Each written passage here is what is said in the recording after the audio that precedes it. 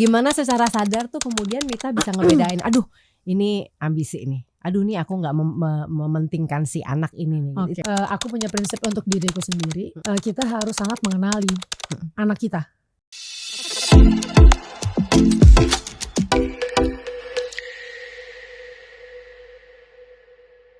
Kembali lagi dengan podcast Mindful Parenting bersama saya Tari Sanjoyo.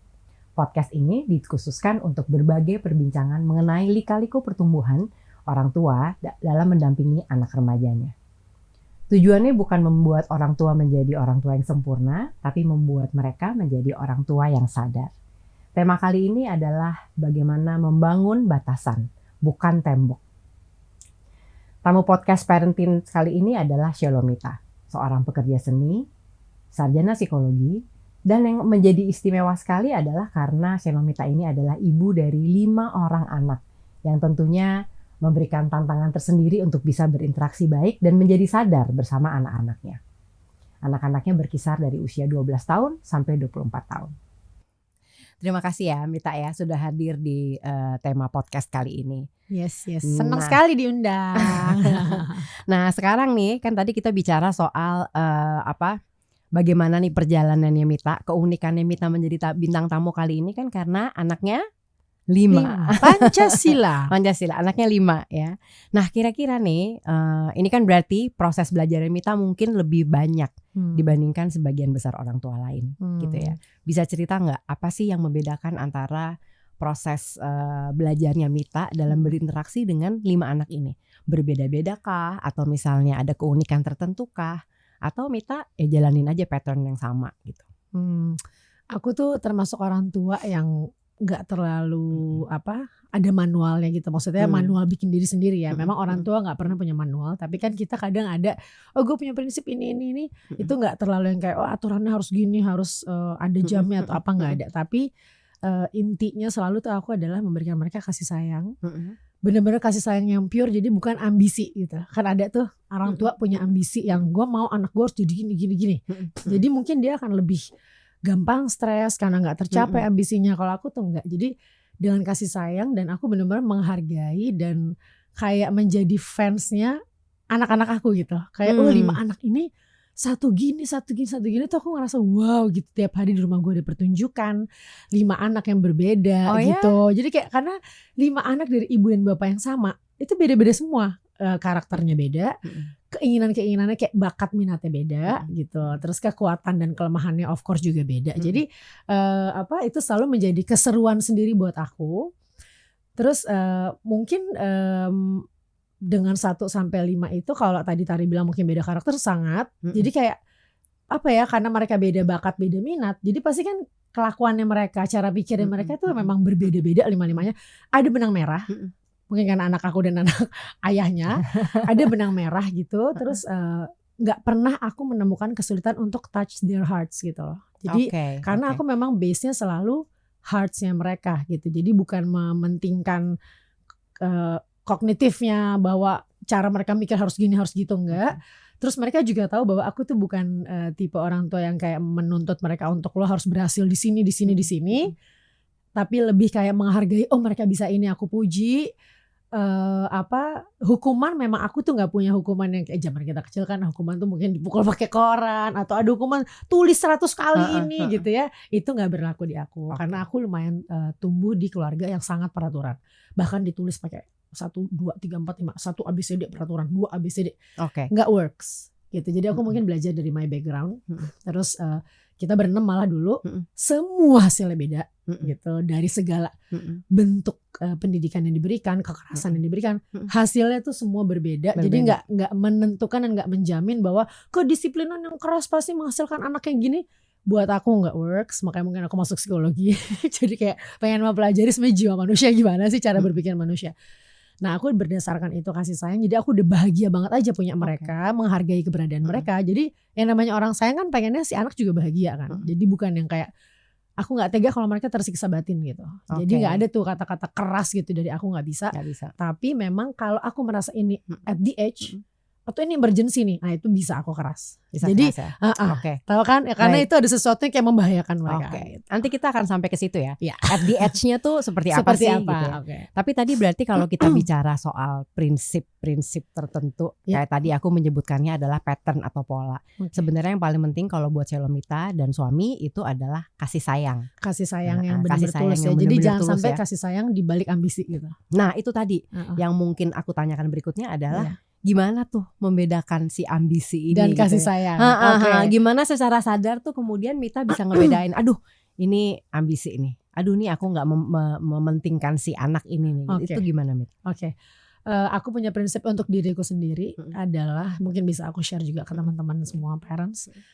Kita harus sangat mengenali anak kita gitu. Oke. Jadi pada saat mereka mulai keluar karakternya, itu kita benar-benar bukan pelajari lah, itu automatically kita akan bertemu mereka 24 jam gitu. Jadi kita kenalin mereka itu sebenarnya seperti apa sih karakternya, terus mereka tuh sebenarnya minatnya di mana sih, kelebihannya mereka tuh di mana sih, pasti kita akan menemukan dari situ. Kalau bisa kenal betul-betul Kalau ya. kita bisa kenal, pasti jadi kita bukan yang kayak orang yang bagus, manusia yang bagus dalam hidup tuh kalau jadi ini tuh nggak ada di aku sama suamiku.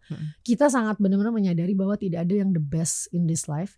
Tapi kalau mereka baik dan benar, mereka akan menjadi manusia yang berharga gitu. Bukan karena mereka jadi apa atau jadi siapa. Jadi pada saat kita mendidik, sekolah harus, tapi kita nggak kayak, ya kebetulan zaman sekarang gak terlalu ranking ya, tapi kita tuh gak yang kayak lo harus ranking 1. Tapi aku selalu bilang, kalau kamu punya kemampuan 8, kamu dapat 5, keterlaluan.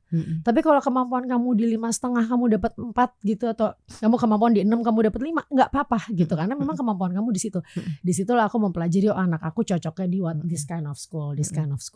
Itu semua base-nya jadi karena mengenali. Jadi aku gak yang dia harus bisa dong, anak harus bisa, enggak. Jadi abis aku mengenali, aku tahu nih anak akan tenang hatinya kalau dia menjalani ini gitu. Dari situ tuh abis itu kita cari bakatnya. Nah bakatnya aku usahain banget untuk kayak membekali gitu. Itu tapi ya dengan 5 anak, of course dengan dana dan lain-lain, kita kadang-kadang juggling ya gitu, nggak bisa ya ideal gitu. Mungkin idealnya harusnya semua les ini, les itu, les ini, kayak kita zaman dulu anak orang tua kan les ini, les itu gitu, nggak terlalu bisa. Tapi aku berusaha kayak apapun yang bisa nih kita usahakan maksimal, kamu dapetin yang sesuai sama bakat kamu, sama kelebihan kamu gitu. Potensi kamu tuh sebisa mungkin nggak wasting gitu, jangan nggak wasted gitu. Jadi dari kecil sampai remaja sampai besar tuh dia dapetin di jalur yang memang dia minati dan dia happy in that area gitu. Betul. Jadi betul-betul tadi ya, kasih sayang, mengenal. Kalau udah mengenal kan jadi oke nih anaknya maunya ini bukan ambisi saya gitu ya sebetulnya. Mungkin itu yang jadi membedakan. Iya. Baik. Plus ini aku mau tambahin, aku sama suami kan beda banget dunianya. Dia sangat sangat tepo seliro gitu juga. Aku juga gitu. Jadi kayak kebetulan anak kita semua suka seni. Semuanya nih ya. Semua. Padahal aku kan 1 laki 4 perempuan ya. Pasti aku berpikir nih pasti suami gue pengennya anak lakinya nerusin dia. Itu enggak, dia enggak apa-apa. Anak aku tuh sempat yang musik banget, yang bikin lagu ini tuh. Dia enggak apa-apa kata dia. Mau nanti kuliahnya bagian musik atau mau kerja itu enggak apa-apa gitu. Gue enggak apa-apa sama sekali. Jadi kita berdua pun enggak egois untuk harus ada yang ikutin gue, tuh enggak ada. Oke. Baik. Dan tadi karena Mita bilang kenal banget gitu ya. Nih asumsinya berarti hubungannya Mita dan suami dengan kelima anak-anak semuanya berjalan baik gitu ya. Insya Allah. Nah, cuma suka dibilang bahwa kadang-kadang salah satu tantangan besar dalam membesarkan anak remaja adalah bagaimana orang tua tuh memposisikan diri. Oke. Karena bawaannya kan namanya juga remaja ya. Kadang-kadang tuh remaja adalah periode yang mungkin dia udah nggak terlalu seneng kalau misalnya terlalu deket sama orang tua gitu misalnya. Ya kan? Sehingga kecenderungan orang tua tuh kemudian pengen jadi temennya nih. Gitu ya. Nah, kalau Mita dan suami posisi yang diambil tuh seperti apa? Oke. Yang enak nih berdasarkan pengalaman selama ini. Oke. Kalau ngomong aku dan suami, sebenarnya suami tuh mungkin persenannya tuh di bawah aku lah, karena kan dia kerja banget gitu, jadi dia di rumahnya waktu mungkin Mita punya waktu lebih aku banyak lebih banyak dan memang ada sacrificing sama my career lah waktu itu. Abis anak 3 sangat nurun aku frekuensi aku sebagai penyanyi waktu itu. Syuting aku sempat jadi moderator karena ada background psikologi, aku sempat jadi kayak moderator parenting cicet, moderator workshop kayak gitu. Itu aku berhenti karena semua luar kota. Jadi berkurang, jadi aku lebih banyak di rumah dan itu aku syukurin banget gitu. Karena aku benar-benar jadi mengenal. Karena kadang-kadang kan ntar anak nggak mau cerita. Dia kan ada masa yang kayak dia mau simpen sendiri karena lagi sedih aja atau dia ngerasa nggak perlu gue ceritain lah, orang tua takutnya nggak ngerti gitu apa yang gue rasain, apa yang gue experience di sekolah gitu. Terutama pas remaja ya, Mit? Pas remaja, benar. Jadi ini kita pas ngomongin si parenting, jadi itu tuh kadang kita temukan karena kita ada di rumah, karena kita ketemu lah maksudnya, karena kita ketemu langsung, aku bisa ngerasain kan getaran perasaannya dia tuh kayak betul gue ajak ngobrol deh. Tapi ada saatnya memang gue harus diemin dulu gitu, dia biar mencerna perasaannya sendiri dulu. Tapi tadi apa kamu bilangnya, hubungan aku baik itu sama anak-anak itu, jadi aku kayak boleh dulu nggak pertanyaannya supaya aku tepat menjelaskan. Gimana Mita memposisikan diri? Memposisikan diri, oke. Ya. Jadi tadi kamu bilang kan pengen jadi teman. Sebenarnya mungkin memang gitu. Memang Bener-bener bisa gitu nggak? Dari yang kalau masih kecil kan kita orang tua banget, guru. Teenagers memang kita jadi sahabat, benar. Tapi sahabat yang kayak sambil nge-guide gitu loh. Karena ada sahabat yang kayak jadi sahabat yang kayak gue dengerin aja deh, terserah mau ngapain aja, yang penting gue menyenangkan lo karena gue iya aja. Ada sahabat yang marah-marah melulu gitu kan. Nah ini kita mungkin sahabat yang sambil nge-guide gitu. Karena biar bagaimanapun mungkin kita gak boleh bilang bahwa oh gue pasti lebih pintar, lebih dewasa, lebih bijaksana karena umur gue lebih jauh, gak boleh ngomong gitu. Tapi memang kita pasti udah ngelewatin asam garam dunianya kan lebih banyak nih dari mereka yang masih belasan tahun. Jadi mungkin kita bisa kayak selalu sharing atau bisa jadi jaga-jaga gitu karena kita pernah ngerasain gitu. Waktu itu pas aku ngerasain kayak gini nih hasilnya kalau kita ngambil jalan yang A, kalau kita ngambil jalan yang B hasilnya kayak gini nih gitu. Jadi sambil kadang aku harus sharing, tapi kadang juga aku kayak belum waktunya nih gue sharing yang pernah gue rasain dulu. Tapi sering aku sharing bahwa kalau dulu tuh mami kayak gini atau papi ngerasain kayak gini. Dan mungkin kita harus selalu ngomong sama diri kita nih yang punya anak teenagers, jangan ngerasa jadi saingannya gengnya mereka. Ya udah kasih waktu dan kasih, nggak mungkin bisa bersaing. Nggak mungkin karena memang ini waktunya mereka untuk peer group gitu si SMP ini kan. Jadi kayak emang teman lagi penting banget, punya geng tuh penting. Kalau nggak kasihan mereka kayak kok gue kayak orang aneh yang nggak punya teman atau mereka kayak FOMO misalnya kayak gitu. Emang harus dikasih waktu bahwa teman-teman itu yang paling ngerti dan memang tempat mereka cerita. Kita kan pernah ada di situ juga gitu. Memang yang kadang kalau orang tua diceritain cara mikirnya beda, cara menerima kejadian itu beda dibandingin teman-temannya. Tapi insya Allah si anak-anak aku selalu tahu bahwa aku tuh selalu terbuka sih, open minded, nggak gampang marah, nggak gampang kayak frustasi atau stres hysterical gitu kalau dengar cerita. Tapi mungkin akan anakku 5, aku punya anak yang udah gede 2 kan, 21 sama 23. Itu kadang-kadang yang kecil-kecil suka ngerasa cerita sama kakakku dulu deh, baru ke mommy, karena kakakku lebih mengerti keadaan yang lagi mereka rasain dan bahasa-bahasanya mungkin kayak yang gede nih lebih ngerti karena kan deket umurnya gitu dibandingin kita yang udah tua dianggapnya gitu. Jadi jadi sahabat tapi sambil nge-guide dan selalu aku kasih lihat ke mereka bahwa Mami itu terbuka banget ya orangnya.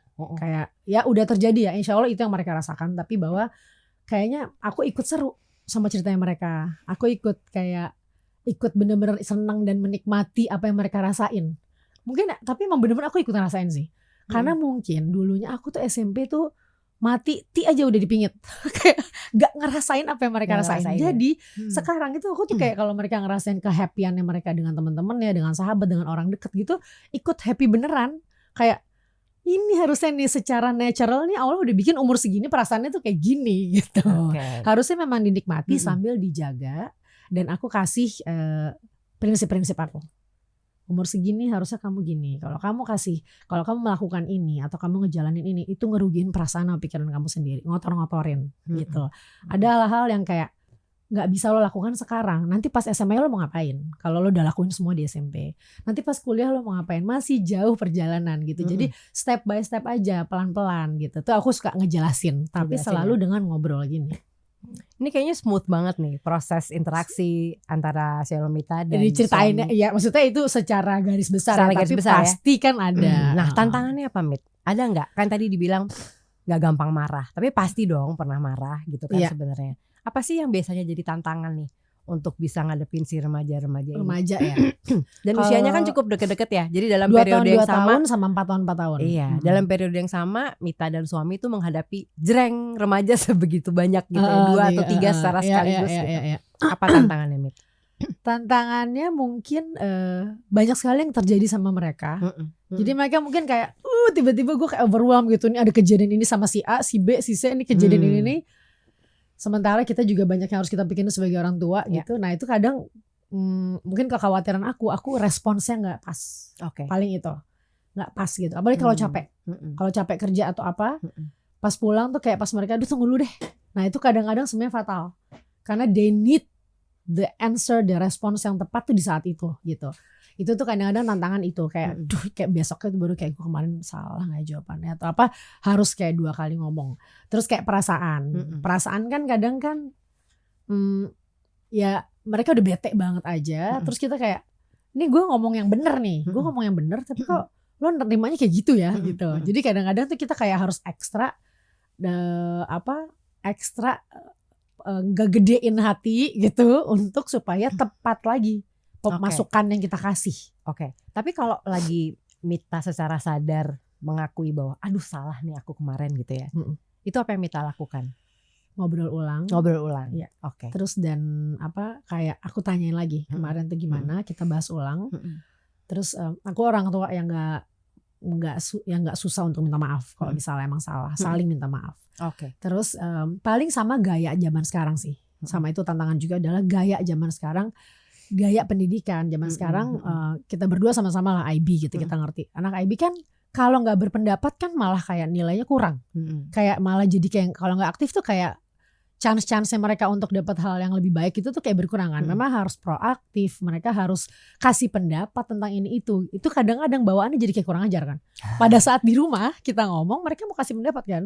Nah itu biasanya kayak gitu aku ingetin. Tapi Mita kasih ruang ya. Sangat. Kasih Jadi ruang. karena itu kayak nggak mungkin kita nyekolahin di sekolah seperti ini, di rumah tiba-tiba suruh gaya Jawa zaman dulu gitu, yang kayak kalau orang tua ngomong diem gitu kan, aku ngomong itu berarti bener gitu tuh nggak mungkin banget di anak zaman sekarang bisa diterapkan. Itu kita zaman dulu. Orang tua punya peraturan apapun kita terima nggak terima, ngerti nggak ngerti, ya lu jalanin aja. Kalau dulu kan kita gitu kan. Kalau sekarang kan mereka sangat proaktif dan jalan gitu ininya kan, idenya, akal pikirannya. Jadi kalau mereka lagi ngomong gitu, aku dengar, tapi kadang-kadang lagi ngomong sama mami loh, bukan ngomong sama teman. Itu kadang-kadang suka diingetin karena suka susah kali mereka membedakan cara ngomong siang-siang sama malam-malam gitu. Jadi bukan kontennya ya, tapi cara menyampaikannya gitu. Terus ya kadang-kadang kita beda pendapat sih. Beda pendapat mungkin ya dengan cara pikirnya mereka yang masih remaja dan pintar, tahu gitu kayak gini, tapi dengan kita yang punya pengalaman harus disatuin aja gitu bahwa menurut kamu gini, tapi bisa terjadi kayak gini menurut pengalamannya Mami ya gitu.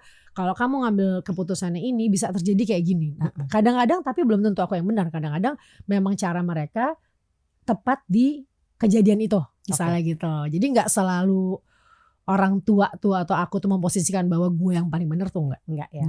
Tapi kalau dari ceritanya Mita tadi berarti sebetulnya menjaga keseimbangan antara jadi teman sama ada saatnya di mana Mita bilang enggak gitu tuh, itu yang secara dinamis terjadi gitu ya sebenarnya. Pasti terjadi. Jadi nggak memposisikan diri sebagai teman saja atau sebagai orang tua yang kayak orang tua kita zaman dulu gitu, enggak ya. Itu nggak bisa, tapi balance di situ. Balance. Jadi ada hal-hal yang kayak prinsipil gitu tuh aku pasti kayak gue punya. Nah, kalau ini penting gitu. Nah, apa tuh yang buat Mita tuh jadi hal yang prinsip ya.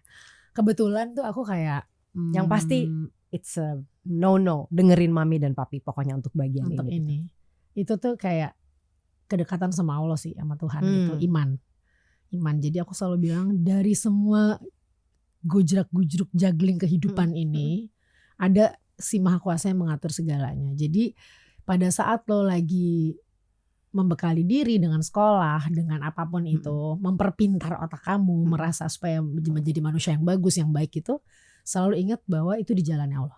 Aku gitu. Jadi pelajaran agama di sekolah dapat, tapi di rumah tuh apa yang aku punya, apa yang ada di pikiran aku, perasaan aku, prinsip itu aku selalu omongin everyday gitu, bahwa Allah ada. Jadi ada hal-hal yang kalau secara aturannya Allah itu nggak benar, sebisa mungkin kamu jangan lakukan ya gitu. Jadi itu tuh kayak gitu tuh selalu aku kayak menekankan dan mengingatkan aja. Jangan sampai bikin enak juga ya ngomongin terus, tapi aku ingetin terus aja gitu di saat-saat yang apapun mau ngobrol apapun gitu, tiba-tiba nanti gue masuknya ke situ gitu.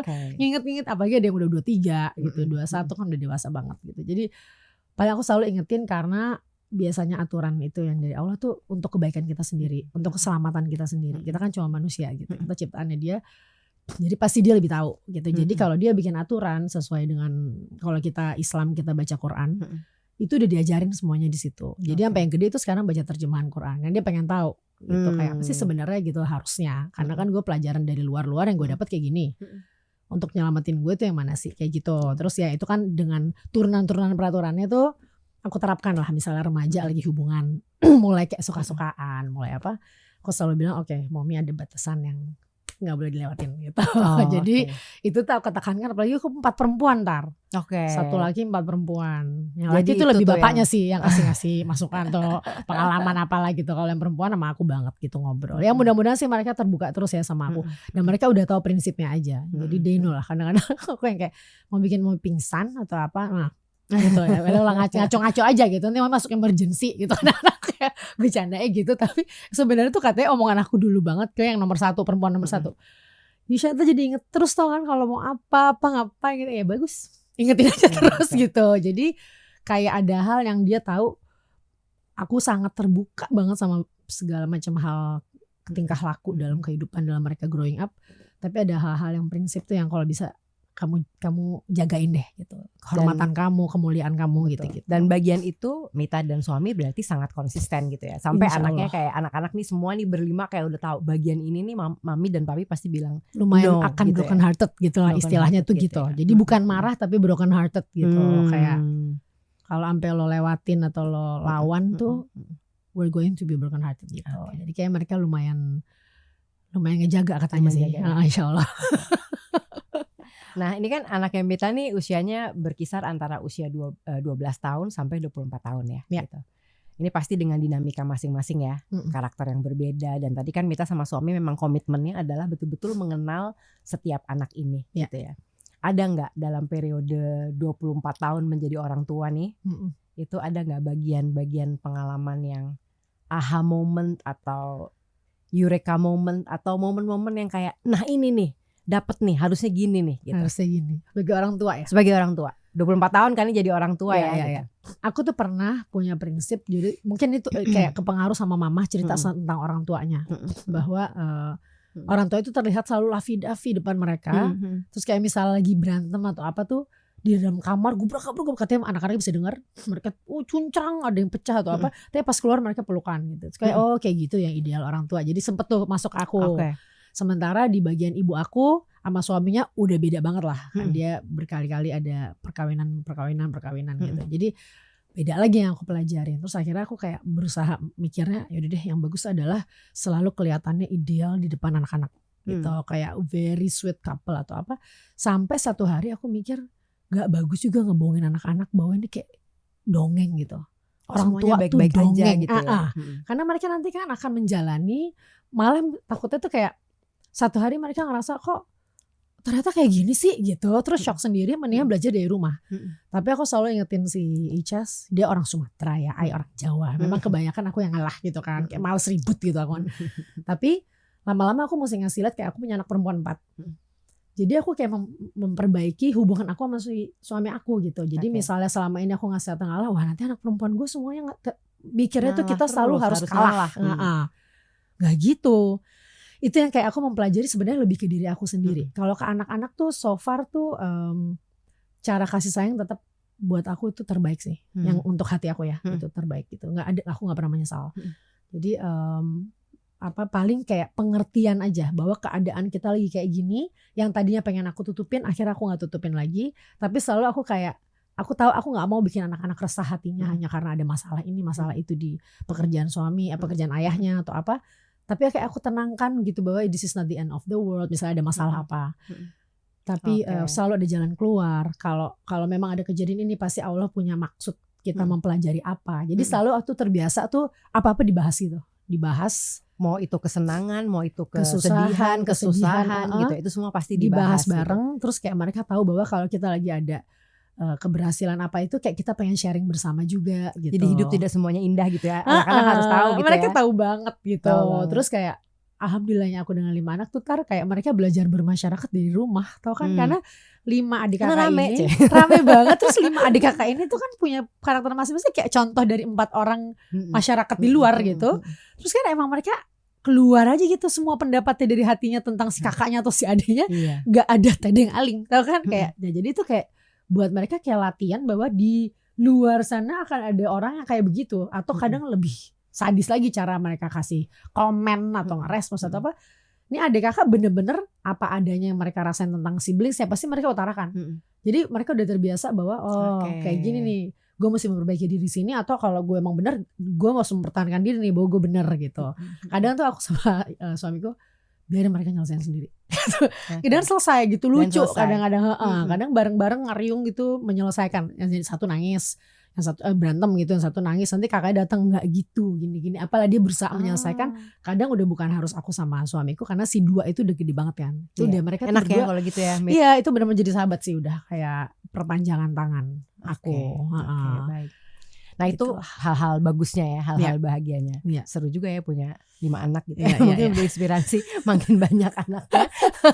Makin banyak gak berani ngomong gitu. Makin banyak pembelajaran bisa diberikan gitu ya. Itu tadi bagus-bagusnya ya. Maksudnya apa pengalaman positif, pengalaman baik yang Mita dan keluarga, jadi gak cuma Mita sendiri itu kemudian ambil sebagai pelajaran. Tapi ada gak yang penyesalan gitu, yang I will never do this again gitu? Kemana, ke anak atau ke anak? Ke jadi anak kayak pernah nggak? Itu kan tadi hal bagus ya bahwa ternyata kalau sama anak-anak tuh ya nggak semuanya tentang hal yang baik. Mereka juga harus lihat ada konflik, ada masalah gitu ya. Terus kemudian itu dibangun sama Mita kan gitu kan, untuk mereka ngelihat apa adanya gitu. Tapi ada nggak suatu kejadian interaksi antara Mita, suami dan anak-anak yang kemudian Mita sesali? Ini nggak akan pernah dilakukan lagi gitu. Ada nggak? Mungkin dari yang tadi aku bilang, kadang tadi aku mau tutupin kalau ada apa-apa terus akhirnya kebuka semua. Itu kadang emosi-emosi yang gak ketahan menurut aku sih sebenarnya gak boleh, karena itu nakutin gitu. Tetap akan nakutin kalau terlalu keras perdebatannya tuh, tetap itu aku gak mau sih. Jadi itu kayak itu tuh aku mempelajari, pernah banget kedengeran gitu. Terus kayak aku mempelajari bahwa tadi kan aku bilang kan aku gak mau jadi kayak ngasih lihatnya adalah ibu atau perempuan yang lemah. Tapi juga harus tetap melihat kondisi si suami lagi tegangnya seperti apa, misalnya dengan pekerjaannya dan lain-lain. Mungkin harusnya tuh aku kayak cara meresponsnya tuh lebih tenang dulu, kasih waktu, mungkin nanti baru dibahas gitu. Karena itu tetap kayak si pasangan kitanya itu yang nggak bisa nahan. Kalau laki kan emang nggak terlalu kayak kita mikirin semua gitu kan, dia kayak kadang suka nggak bisa nahan emosinya kan. Jadi itu kayak aku pelajarin, berarti gue tetap harus kayak dulu yang tenang, aku yang tenangnya, bukan ngalah. Mungkin ngalah untuk menang. Jadi di saat itu aku tetap time out dulu. Time out dulu. Begitu kelar dia udah tenang, itu biasanya dia akan malu sih. Karena tadi gue gini gue salah tuh sebenarnya. Dulu banget tuh gitu. Cuma belakangan kita ya mungkin kayak udah makin banyak tuntutan, anak-anak tambah besar segala macam tuntutan. Itu kayak mungkin akunya juga kesabarannya sedikit turun gitu ya. Turun gitu. Jadi mungkin sambil mikir gue gak boleh terlalu ngasih lihat kalau dia yang benar, terus gue mesti kasih tahu emang kalau nggak benar gitu ini pendapatnya si pasangan nih gitu. Tapi bagaimana cara menyampaikannya supaya nggak jadi kayak jangan supaya jadi minyak gitu sampai apinya tambah besar. Paling itu sih. Kalau yang lain-lainnya keadaan aku cerita aja, maksudnya secara ekonomi kayak gitu-gitu kan itu mempengaruhi sekeluarga kan gitu. Kayak ya pas pandemi juga sangat bergejolak lah ya hambatan-hambatan lah gitu. Itu suka gak tega sih sama anak-anak, kayak mereka jadi kebawa kan kayak berubah gitu.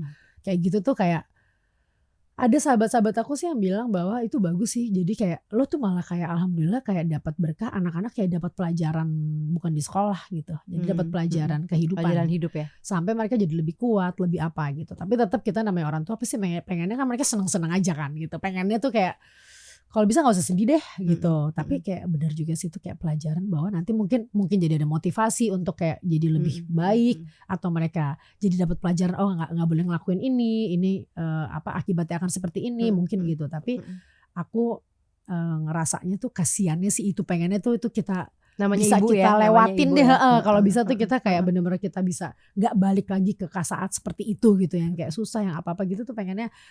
Kalau bisa gue itu paling itu sih. Jadi anak-anak tuh kayak mungkin jadi lebih dewasa sih. Sebenarnya mungkin jadi lebih dewasa daripada umurnya, karena mereka jadi ngerti, oh gue mesti nahan ini, gue mesti nahan itu, kayak gitu. Betul. Which is itu bagus banget kenyataan hidup juga betul, sih sebenarnya gitu. Tapi ya semoga hasilnya baik gitu. Semoga itu hasilnya baik. Waktu jeda itu Mita lakukan tidak hanya dengan suami tapi sama anak-anak juga nggak? Kalau emosi intens. Aku ke anak-anak malah hiburan aku gitu.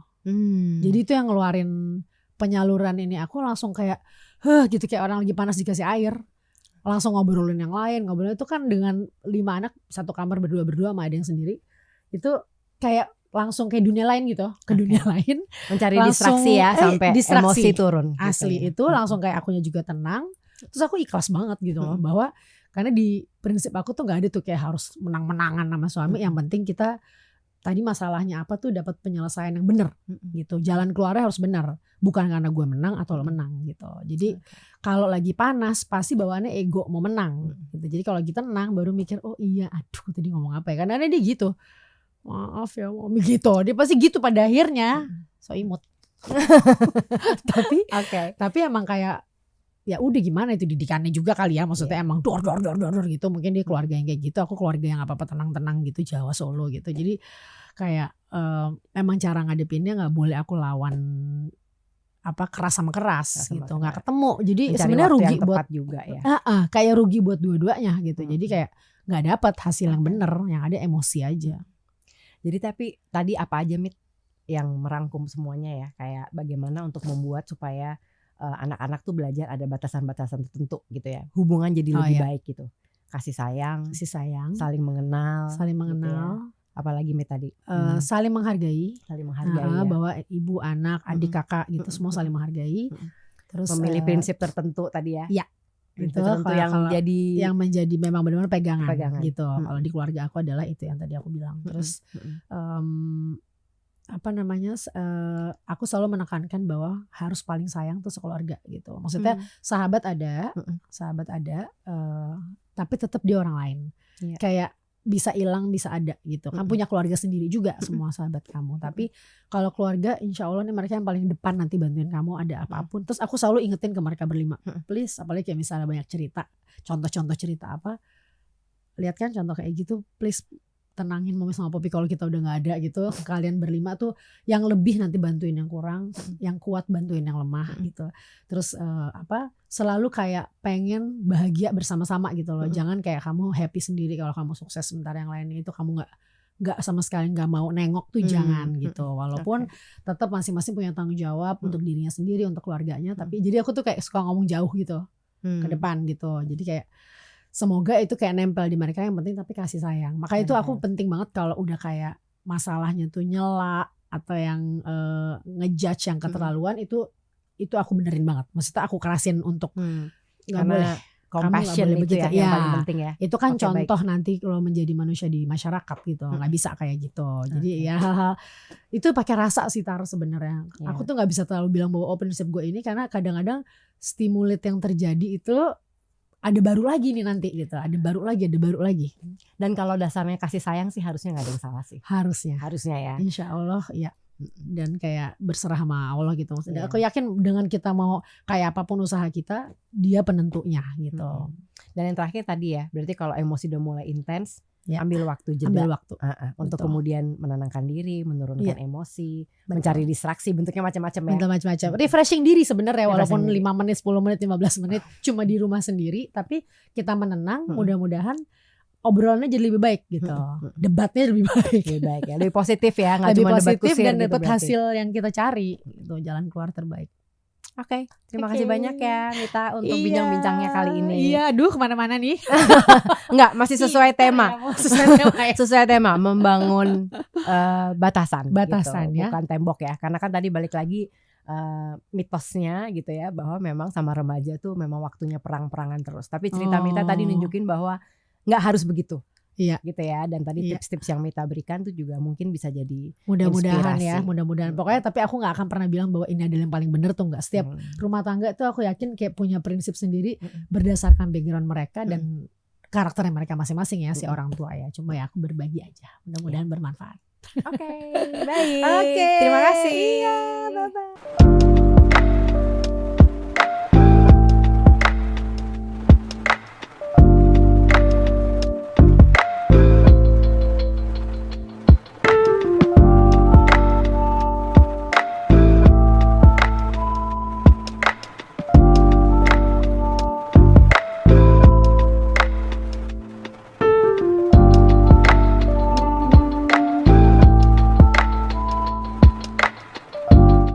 Sepertinya sudah banyak sekali cerita dari Selomita yang bisa jadi acuan belajar kita semua.